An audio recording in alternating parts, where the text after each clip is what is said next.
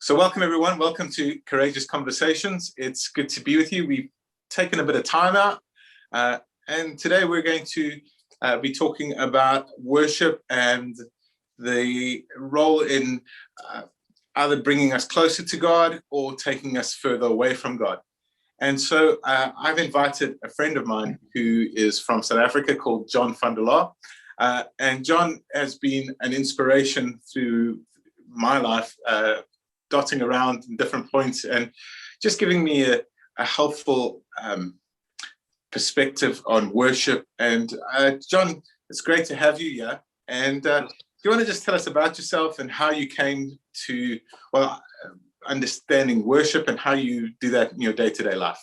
Yeah, sure. Thanks, Justin. It's great to be able to reconnect with you and lovely to meet you, Ken, and looking forward to this conversation.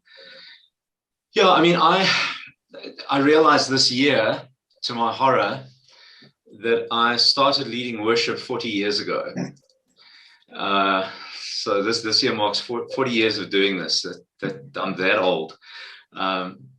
And it really came out of, for me, I think a couple of things. The one was a dramatic conversion experience at about age 14, and then beginning to explore what that looks like, feeling called to preach, getting involved in the Methodist Church of Southern Africa. We talk about local preachers or lay preachers is what other churches would call them, and learning there my first fundamental lessons about how a service of worship is structured and what the different elements are and why they're there.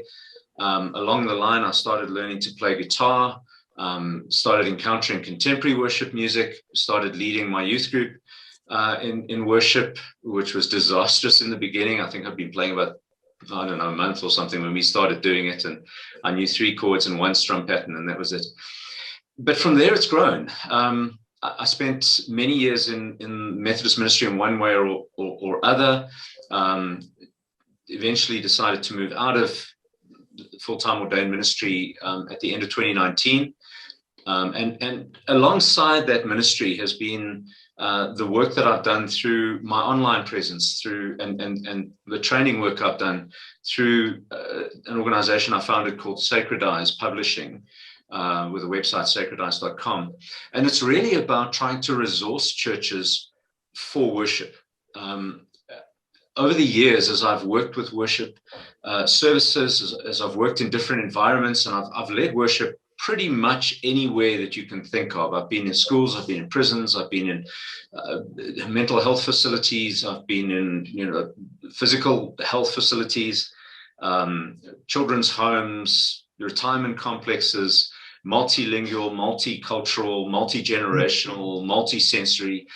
I've kind of done it all in various ways, and picked up a master's degree along the line as well in the theology of worship music. And the more I explore what worship is, and the more I explore something of the history of worship, and I'm certainly not an expert on liturgical history, but I have a little bit of that, the more convinced I am of 2 things. The one is that we haven't really begun, from my experience anyway, to understand the power that we're playing with in worship. And I love, there's a quote from the writer Annie Dillard where she says, we are all like children mixing up a powder keg of TNT, not knowing that the whole thing could explode at any moment. And if we really knew what we were doing, I'm paraphrasing her, of course, but she says, we really knew what we were doing on a Sunday, we would come with crash helmets and not hats. And I've had a sense of that kind of power. So that's been the one thing, is that there is this tremendous power in our worship.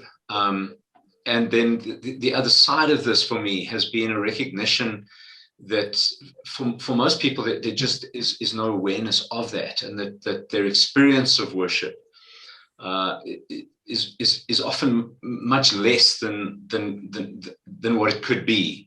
Or perhaps what the original people who kind of nurtured the church and developed it in its earliest years expected it to be. And there have been glimpses throughout church history where worship has been a really powerful transforming energy in the world. But I have the sense that we to use your phrase, Justin, we're selling ourselves short. Yeah. Yeah. So maybe this is a conversation between Ken and and yourself. How would you describe worship? I mean, let's just start at the basic building block. What is worship?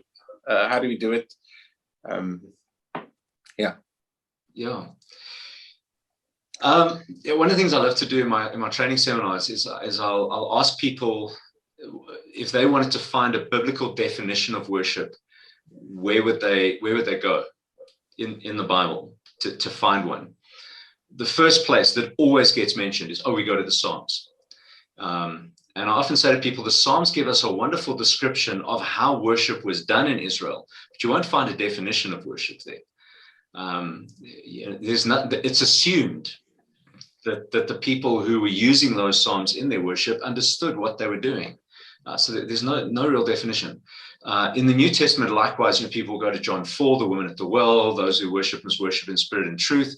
And again, I think that's more of a description of what's supposed to happen than an actual definition of what worship is. So I've spent a lot of time kind of really trying to find that definition, both biblically and outside of the Bible. And biblically, where I've landed is 2 Corinthians 3:18.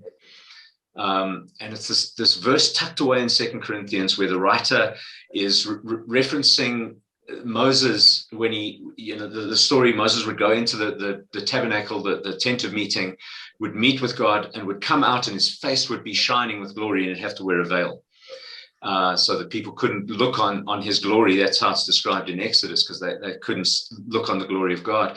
The writer in Corinthians changes that a little and he says, no, Paul put on the veil so that people wouldn't see that the glory was fading.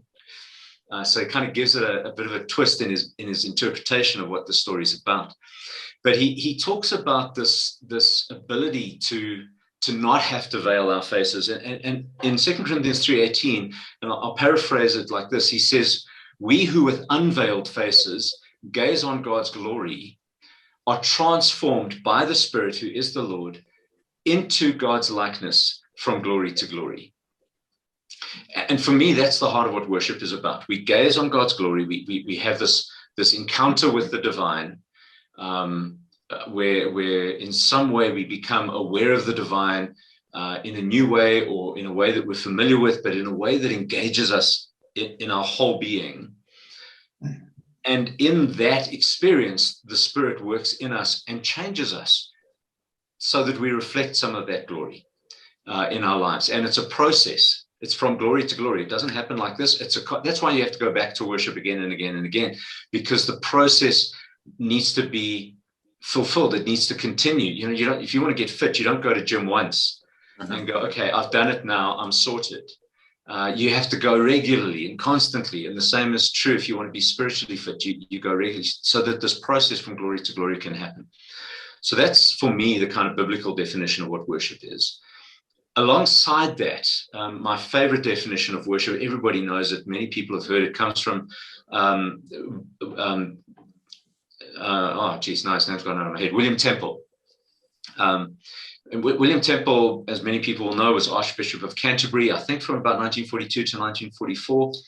And he said this about worship. He said, to worship is to quicken the conscience by the holiness of God, to feed the mind with the truth of God, to purge the imagination by the holiness of God, to open the heart to the love of God, and to devote the will to the purpose of God.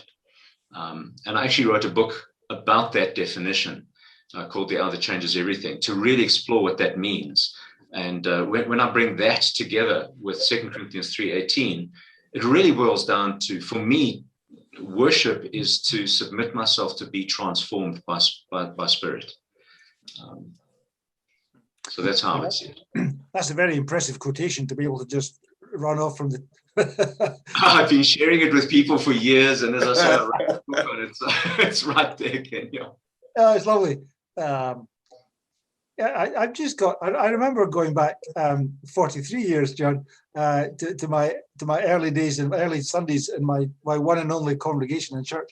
And on leaving, a gentleman who was one of my elders on the session said, I don't come to church on a Sunday very often. He said, I worship God in the hills.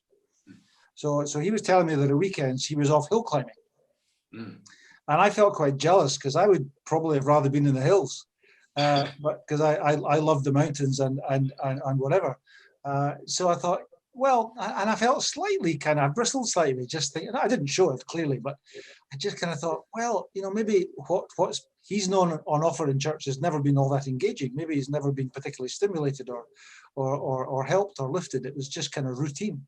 And I was frustrated by the lack of expectation in people coming to church. It was really just the wheels were turning. It was a Sunday. It was what you do. It was kind of part of the flywheel of habit that we all need. I've come to realize that a flywheel of habit can actually be a very positive thing to have in your life. And there are times where, we can't keep people, on helium the whole time. Sometimes we've got to give them oxygen. And, just ordinary life is a good thing. It's lovely to have highs and lows, and it's lovely to have highs and lows in worship. But in my experience, those that experience extreme highs don't stay there very long, and they tend to crash very much to the bottom. And sometimes they fall out of church entirely. So I'm a wee bit cautious about the kind of the big highs, and I suppose that was my experience of Pentecostal type and conservative evangelical type services. They raise the bar, but they can't often maintain it, and people end up falling away sometimes, and sometimes turning against it. But I suppose my reflection on this with Justin was the thought that, worship, I was always concerned about how entertaining worship can be, and that there's a whole industry for entertainment. And there are churches that have multi-million-pound budgets for music and drama and production of media and just ridiculous amount of stuff, which is really just entertainment.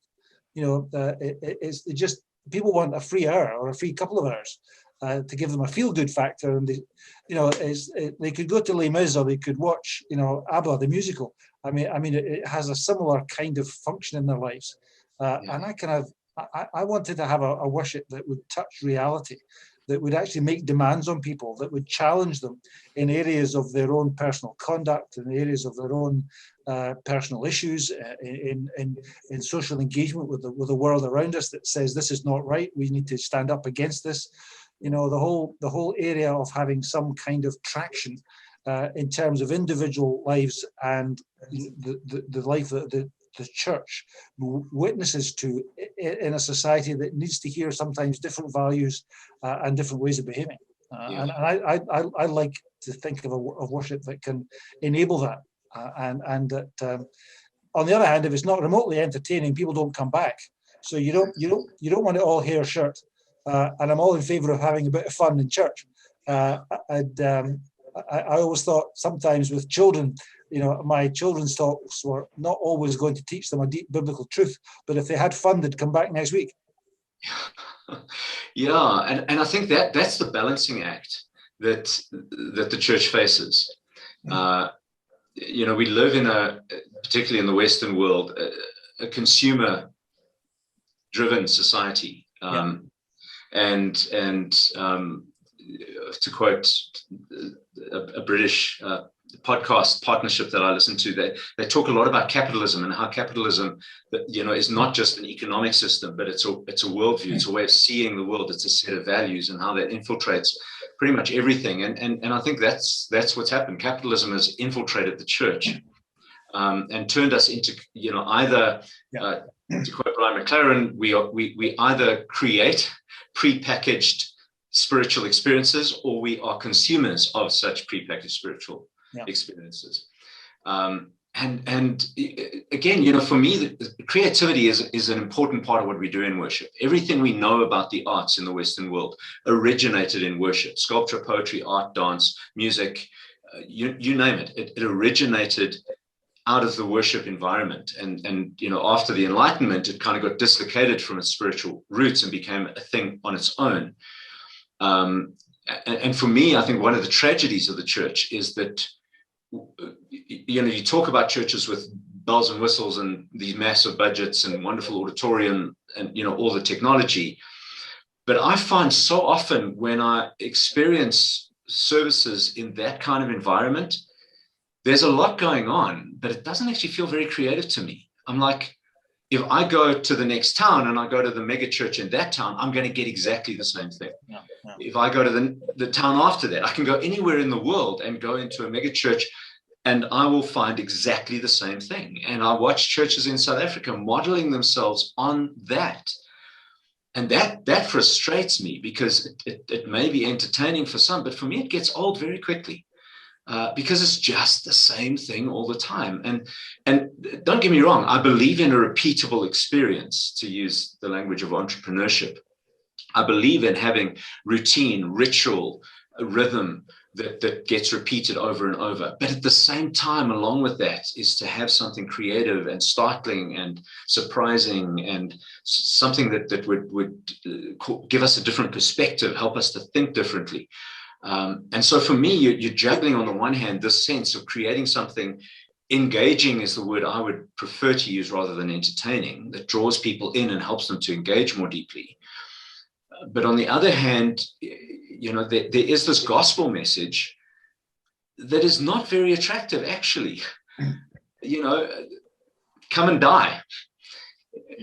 That's not, you don't sell that easily. It's not a marketable message. Discipleship is not a marketable message. And, I've often said to people, if you say to me, the only purpose is to grow a massive church, I could do that very easily. I could do it in probably 3 to 6 months. It's not hard to do. Get decent funders, find a big enough building, get the best, most entertaining, charismatic speaker you can find, employ a bunch of professional musicians to play the best kind of music you can hear, and put on the best show in town, and people will flock to you. But you're not creating disciples. You might get lots of people in church, but you're not creating disciples. And that for me is the hard message, is how do we get people to buy into discipleship? And the reality for me is Jesus didn't. When Jesus really started calling people to discipleship, people left. One of the most comforting moments in John's gospel for me is Jesus preaches the sermon in John 6, where he speaks about, unless you eat my flesh and drink of my blood, you have no share in me. And people are thinking he's talking cannibalism, and the languaging is quite startling. We've kind of read it so much we don't notice it. But if you try to put on, what would the first hearers have thought about when they were hearing this being said? It's quite scary stuff. It's not the sort of stuff that we would comfortably preach in church. And so people start leaving. They're like, no, this guy's gone crazy. We want nothing to do with him. And off they go. And Jesus turns to his disciples and he says, so are you going to leave me too? And Peter's response just comforts me so much. He basically says, Lord, where would we go? You have the words of eternal life. It's like Peter saying, geez, I wish I could go. I really want to go, Jesus, but I know that what you're saying is the truth. You've got these words of eternal life, and it's flipping hard, and I really would prefer not to be part of this. I would love to just go back to fishing, but I know too much and I can't now, so I'm sticking around. It kind of is that sort of feel as I read the passage. And I think discipleship is a bit like that. And so we've tried as the church through the centuries to make discipleship more palatable, to kind of sugarcoat it with glitzy worship, with great technology, wonderful music. That's not a new thing in our generation. That's been done throughout the history of the church. But at the Justin, end, what's your thought on this, Justin? I think that one of the difficulties is, firstly, how we understand God and our space of worship. I think,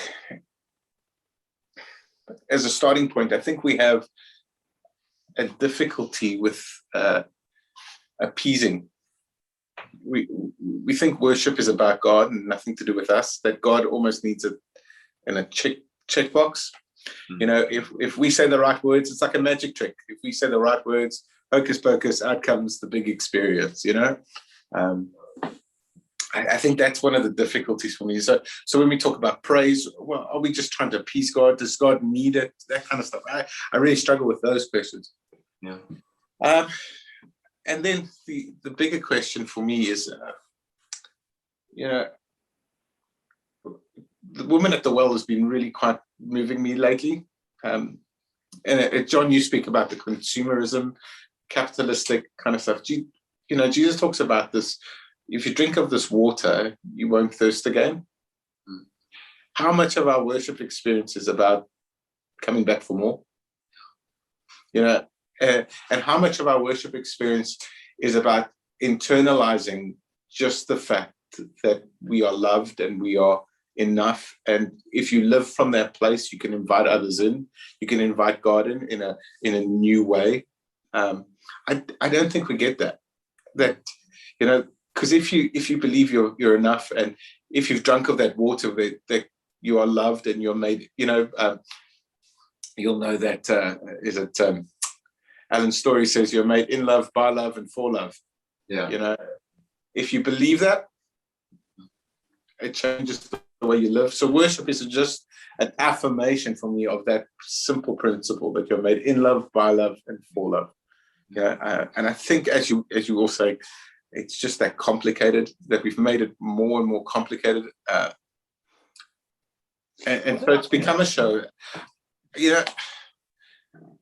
I was once watching a hypnotist, and I can't remember who the hypnotist was, and he said that 90% of hypnotism happens before you even walk in the room. Yeah.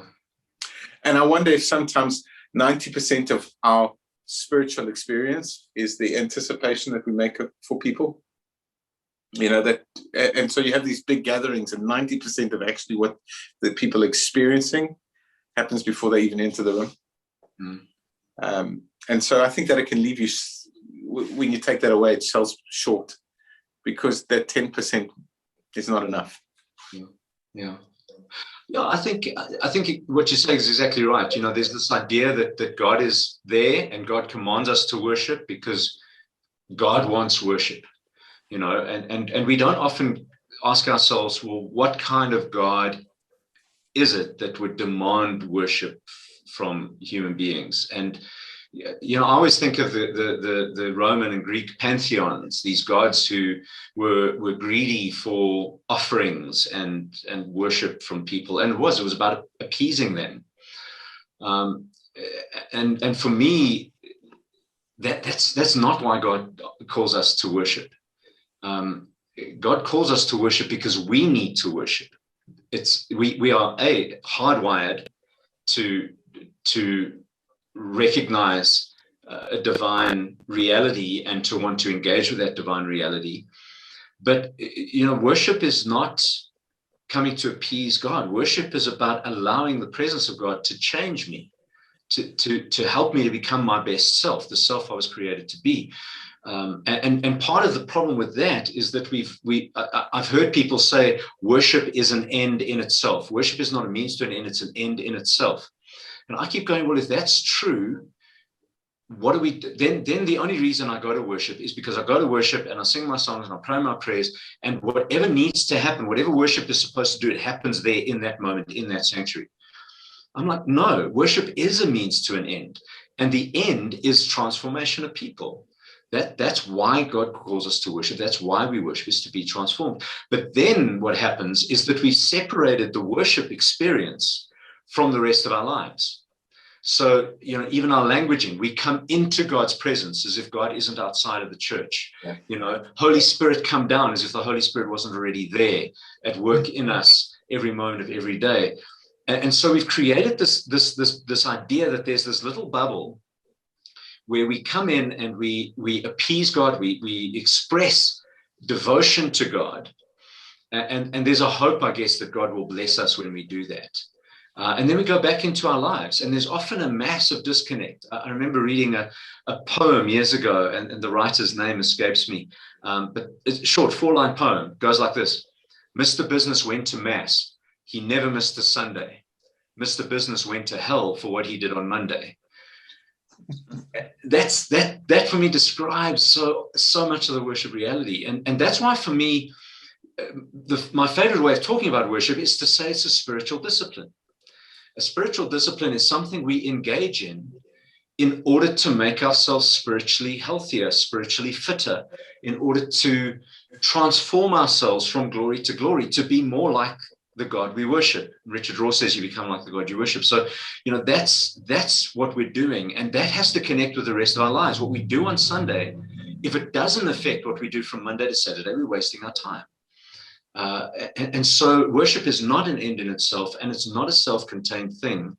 It's there as a training ground for life, as a place where we learn how to think, how to speak, how to act, how to relate the way Christ did, so that we can carry that with us into the rest of our world, and will necessarily overflow into how we treat our families, how we work for justice, Ken, how we look after the planet, how we vote, all of those things. So, I think the big thing now is to take that and make it practical for people who are listening. So how do we move it from a Sunday experience to saying, right, it's a Monday, Tuesday, Wednesday, Thursday, Friday.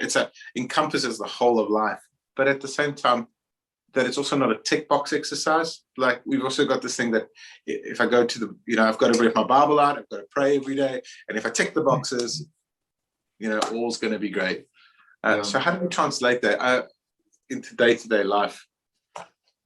Sure. I would like to go at the negatives. It strikes me that listening to quite a lot of things from the past and from people's traditions, that they have this idea of what worship is and what preaching is, and indeed what the Christian faith is. Quite a lot of that I want to dismantle and say, no, that's there's a great amount of psychological, spiritual damage has been done by worship and preaching. Absolutely. And people have become neurotic. People have become guilt-laden. People are screwed up about sex and sexuality. People have got, there's a kind of sense that even the old kind of Calvinist joke about everything has got to be really serious and it's all about sin.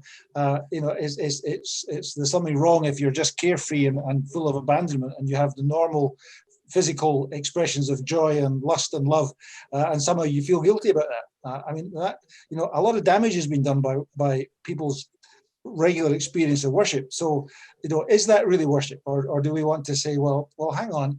First of all, it can be solitary. I think, we are built into institutions which require large numbers of people, or at least numbers of people. Ministers like to have a congregation, and you feel good if there's a big congregation, and you feel a bit flat if there's a very small congregation. And you assess your own worth and your colleagues' worth by the numbers. Oh yeah, you've only got 20 on a Sunday. Well, I've got 200. And it's ridiculous. I maybe you kind of buy into that subconsciously, and I think we need to affirm people in their solitude. I think it's quite nice to say, it can be the most wonderful experience, and it can be a pure and a beautiful thing. But don't remain in solitude. Don't live there forever, as would be my view. But there are times when, and if you want to retreat into a cave, emotionally, spiritually, then go there. But come out again, and come out again different. And I think the idea of being together in numbers, the groups that transform us are small groups. I don't think we're transformed in huge numbers, and I think that it's the relationships with people that worship ought to build and facilitate, and the people that change us and model us and shape our personality, our faith, our beliefs are the people that we've come to know well in a fairly small group, whether it's the youth leader from when we were 15, or whether it's some Bible study group when we were 60. I think small groups are important, and we need to give them their place. But then the idea of being in some kind of, large corporate experience, people go looking for that in the secular world. The modern rock concert, the stadiums, the theatres, they're all reproducing the same kind of stuff, but with a different message and with a different cause. But, people are going to find uplift and a sense of unity and common purpose and all the hand waving and all the rest of it. It's all the same stuff. You've spoken right into what I was going to say in answer to Justin's question. You've spoken about the personal in worship. You've spoken about the small group, what I would call the private, and then you've spoken about the big church gathering, what I would call the public. And for me, worship has to operate on all three of those levels. It has to operate on a personal level, because I need to have an engagement as who I am, as you know, who was it? I think it was also Richard Rohr who said God has no grandchildren. You know, I can't do spirituality by proxy. You know, and I think sometimes we go to church so that the pastor, the minister, the priest can do our spirituality for us. Yep. We put money in the collection to pay their salary so they can do spirituality while we get on with life. And I think there's a temptation there. But no, spirituality, and this is why I like the language of spiritual discipline, it's something we do personally, that we engage with the divine ourselves. But it's limited. I get up, I look myself in the mirror, and when I'm alone on my own, I'm a wonderful person. Really, I think I'm just marvelous. When I'm alone on my own, I don't get irritated with people. I'm not grumpy. I don't step on toes.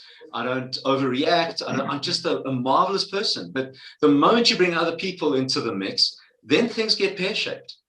And suddenly I discover all of the stuff inside myself that I like to pretend isn't there.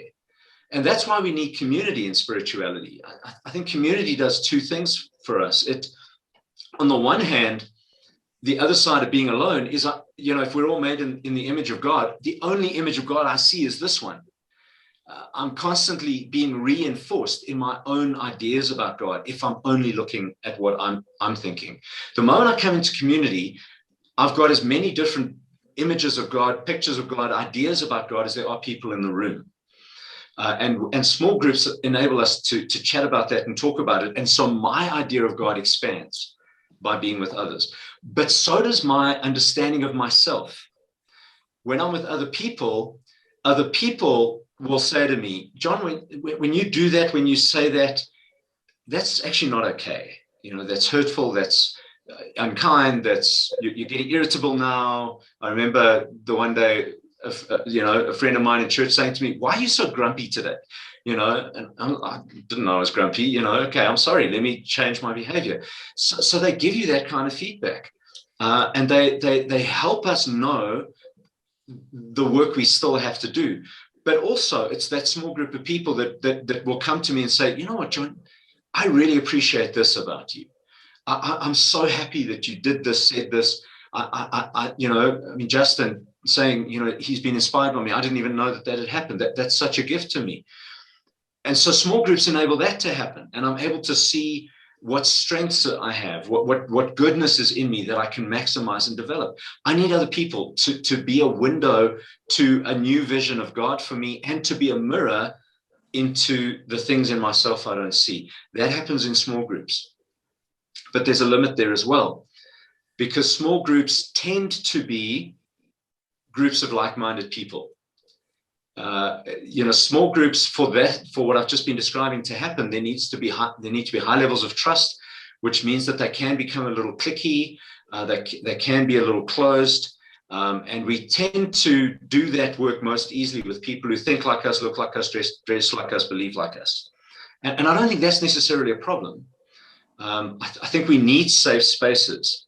If I can throw some of my Wesleyan heritage out at you, one of the things I've often been challenged by is that in the Wesleyan small groups in John Wesley's day, one of the primary questions they would ask one another is, how goes it with your soul? And that assumed a high level of trust and a high level of vulnerability. And so small groups need to give us that. But that's why we need the large congregation. When I go to church, when I walk into a church gathering, I don't know who's going to be there.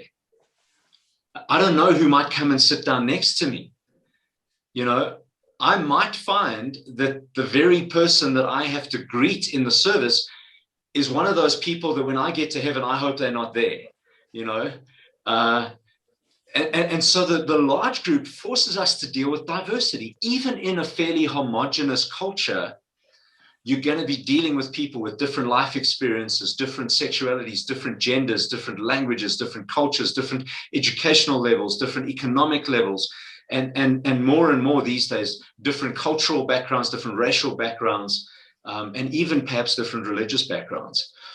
And so we are forced there to deal with, how do I love someone who's different from me? Because that's what it all boils down to. The great commandment is what it's all about. The only command Jesus gave us: love the Lord your God with all your heart, soul, mind, and strength. Love your neighbor as you love yourself. And so we need to be operating in all three. And you were saying, big groups don't transform people. Well, I would have to push back a bit and say, well, they do, they can. But the best transformation happens on all three levels. And for me, those three things, the public, the private, and the personal, corporate worship, small group, and personal devotion or practice, they all need to be moving in the same direction. I think one of the challenges we have in the church is that people come on a Sunday and the preacher will say this. Then they go home and they're in a small group where they've decided to pick up a video of some overseas preacher and they're watching, or they're going through a book by someone else, and they're doing a completely different curriculum. And then on their own, they're doing something completely different. And those things can also be from completely different sources. And we're not sure how to discern which sources are helpful and which aren't. And so we're getting all these different voices coming into our spiritual formation. And that's like trying to take a child who, is studying, English in class, but then they're told that somehow these two things relate, but you're talking Afrikaans here, or you're studying maths there, or when you're on your own, do geography. It just, they're not the same thing. They're different things. And it can be confusing. For me, there's a real sense in which when you can take what happens on a Sunday, connect that into what happens in your small group, and then flow that into what happens in your daily devotional life, so that all three of those things are working together, that's where the kind of transformation happens. And built into that needs to be this constant idea that we respond to what we do and we carry it out into our daily lives, that we need to enact what we've learned, that it's not just something we consume, but it's something we carry with us in order to pass on in the rest of our lives. But also the kind of worship that we find as individuals, that we find to be meaningful, is determined and is a reflection of who we are and the kind of personalities and gifts we have. And in some circles, people can be quite judgmental about what worship ought to be. And we all have different, there are studies about it, different pathways to God, different pathways into worship. And for some it will be the cathedral and the plain song, and for others it will be, it'll be high mass and choirs, and for others it will be rock bands, and for some it will be, there's all kinds of different styles of coming together in a way that is worshipful. And I think it's important that we can affirm one another as being different, and just say, well, if that works for you, that's great. I don't get anything out of that kind of service, but I'm delighted that you do. And I think just being able to be giving and affirming in that is within some kind of understanding of what is Christian, but in the most, I would say, the most liberal way. The definition of who or what is a Christian is a dreadfully, is glass-strewn path. So but because we all want to be right and we think our way is the only way, and that's a terrible affliction. I realize we've been speaking for about 40 minutes, and so it's been really interesting. I just want to add two things, and then perhaps Ken, you can do the signing off kind of part. The first part I want to say is that I think we are in a consumer culture, and it is important that we don't always shop around, but are challenged and are uncomfortable. But that said, I would encourage people to always try to find someone who's open or who's leading them in a way that invites other voices in. And other voices not being just the same voice, who's from another vessel, but someone who's different. So so if your minister is someone who engages, someone from who has a view like, for example, Black Lives Matter or something like that, someone who's bringing in different voices, bringing in different understandings that challenge and move us in new ways. The last thing you want to get into an echo chamber that's in the private, in the small group and then in the corporate. You know, that you don't want a massive echo chamber. Yeah. So I think it's really important that ministers are held accountable to that, because you know, we do like the sound of our own voices. Yeah. You know, and we do like to think we're right. We wouldn't do this unless we thought that. But I think the congregations need to hold that accountable to that.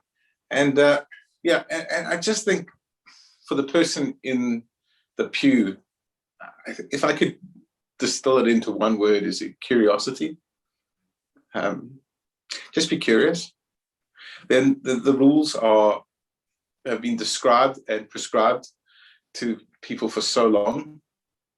And if anything, the Lord has taught us that it's open, that look, explore, see where there's truth, follow truth, you know, ask hard questions, hear people speaking difficult truths, you know, be uncomfortable, but just be curious. And I think that if we're curious, we open ourselves up to wonder, and that's where we encounter the divine. It's in the wonder of saying, you know, there's a God and I'm not it. Absolutely. I agree 100% with all of that, yeah.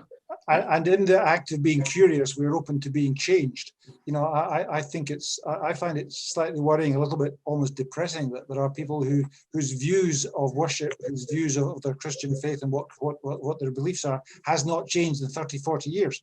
And I want to say, where have you been? You know, what do you not realize? You know, there's a journey here. You know, let's not just think we've arrived at the destination. You know, and it's an old cliche, but it's so true. You know, I keep saying that, you know, our faith and our indeed our worship is a journey, and it strikes me as a healthy thing to, you know, have a different view to what you did 20, 30 years ago, or even 10 years ago. Yes. Sure. Yeah. Good. Okay, I'm going to suggest that the present moment is one in which very few people are able to come together physically in any church, and in many parts of the world. So, you know, we have got a period of isolation and separation, which is unprecedented. And some churches think that God will save them from COVID and that they'll never catch an infection in church or when they're praying. You know, and we've come across that. There's a story just the last couple of days in Scotland about a congregation that obviously think they're above the law. Yeah. So we've got people resorting to media. They're looking at YouTube. They're looking at all the various outlets in a way that many people didn't do before. Not just from their own congregation, but they're suddenly, I think, aware that there's a vast world out there they hadn't encountered before. And that strikes me as being, it's a bit like the family that's wandering through the forest and they see mushrooms, and then they decide they're going to try some mushrooms. Well, of course, you know, that's how you die, because if you make a bad choice, you know, the mushrooms will kill you. So if you make a good choice, you've got something wonderful. And I think people looking at what's on the internet and for worship and Christian teaching have got that dilemma. Some of it is toxic and misleading, and some of it will be life-giving and wonderful. And having the wisdom to make the right choices and having some criteria by which to judge the right choices, I think that's an important thing for ministers, pastors to pass on to people, to say, go and explore. You're just in your curiosity thing, I think is so important. But be careful. There's stuff out there that, you know, really is going to damage your spiritual health. You're going to be and every other part of you. So, you know. Yeah. And let me just clarify, you know, but by no means was I saying you should never listen to anything outside of what's preached on Sunday. I'm talking particularly about spiritual practice, about having a sense of continuity in your spiritual practice, into which you can bring all these other voices that you're talking about, Justin. And I, you know, curiosity for me is a value I hold extremely highly. So, and I think there's great value in listening to voices that you wouldn't naturally agree with. But you need a certain maturity to do that well. And you need a sense of what Brian McLaren would call having a strong identity in your own faith while still being open and benevolent toward those who have a different kind of faith. And to be able to have both of those things. I can be strong in my conviction, but that doesn't mean that I'm claiming you're going to hell. I can celebrate your conviction and listen to it. But that strength in my own conviction comes from having this undergirding, this foundation of consistent spiritual practice. And that for me is what worship is intended to be. Yeah. Well, thank you so much, John, for spending some time with us. I know you're 2 hours ahead, and probably a gorgeous day. This is our first gorgeous day in ages. So, yeah, but thank you for taking the time out to spend time with us. And thank you for all the material and all the gifts that you give to so many people. You know, I still just lap it up. So thank you. Yeah. So, Ken, want to add anything? No, that's great, Justin. Just again, lovely to share that time with you, John, and to meet you. And you know, I hope to learn from you as much as Justin does. But I'm now retired, but still concerned and still keen to help wherever I can. Still curious. This opportunity. It was great to be with you. Yeah. John, maybe sometime in the future, we'd love to have you over in Scotland. I'd love to pop over and visit you sometime when we're allowed to travel again. Yeah, that'd be great. So friends, if you could just hit the like button, share it as much as you can, and comment. Just just add anything you thought was interesting. And as always, questions. If you have questions, please just put them down. We'd love to answer and just have more discussions. All right. So have a good day.